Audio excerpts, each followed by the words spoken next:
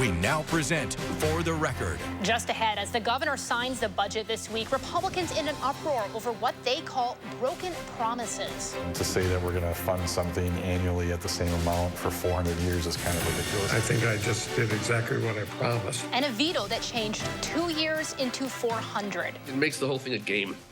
Welcome to For the Record. I'm Naomi Coles. This week, Governor Tony Evers wielding his partial veto pen to cut into the Republican-authored budget this Wednesday. He took out 51 provisions that included cutting 2 brackets of tax cuts and expanding education funding to hundreds of dollars for hundreds of years instead of just 2. Evers and one of his top Republican foes is sitting down with us later this hour. Be sure to stick around. Democrats and Republicans alike today with strong reactions. Did Governor Evers use an unprecedented line-item veto authority that the Wall Street Journal and even the new host of Jeopardy called egregious? Yeah, I think that he did. We negotiated in good faith.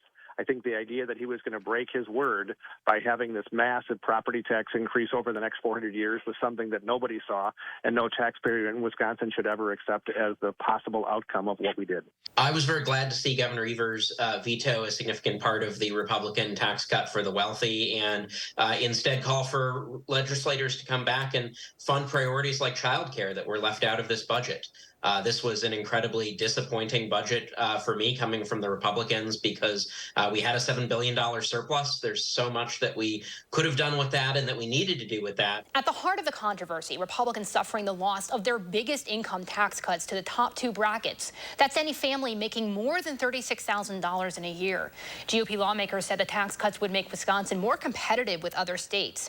Evers on signing day with a different take. Using my broad veto authority, I'm doing what I can to ensure that tax relief goes to working families who need help affording rising costs, not the wealthiest taxpayers in Wisconsin. As the governor just noted, his veto pen is a powerful tool that can allow Wisconsin's chief executive to make some changes that the bill's authors never intended. We saw that on display this week, as Braden Ross explains. Wednesday, Governor Evers taking advantage of a uniquely Wisconsin power. I have also used my broad veto authority to provide school districts with predictable long-term increases for the foreseeable future. By the foreseeable future, he means the next 400 years. Wisconsin governors have partial veto powers when it comes to budget bills. They can strike out specific parts of a bill without having to veto the whole thing.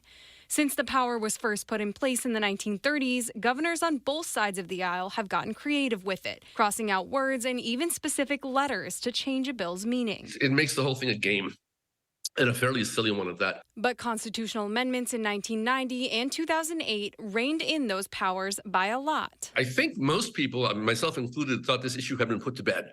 That governors weren't going to be able to play these kinds of games anymore.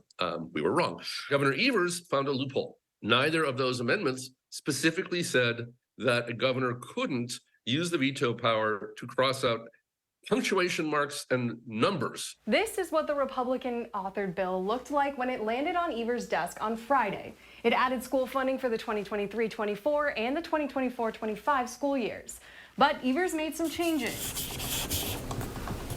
And now, that funding goes until the year 24-25. I assume this will come to the state Supreme Court. I hope the Supreme Court shuts this down once and for all.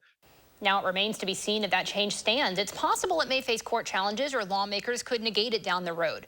We're talking to Evers about that and making some news on whether he's completely against negotiating another tax cut. All of that just after the break.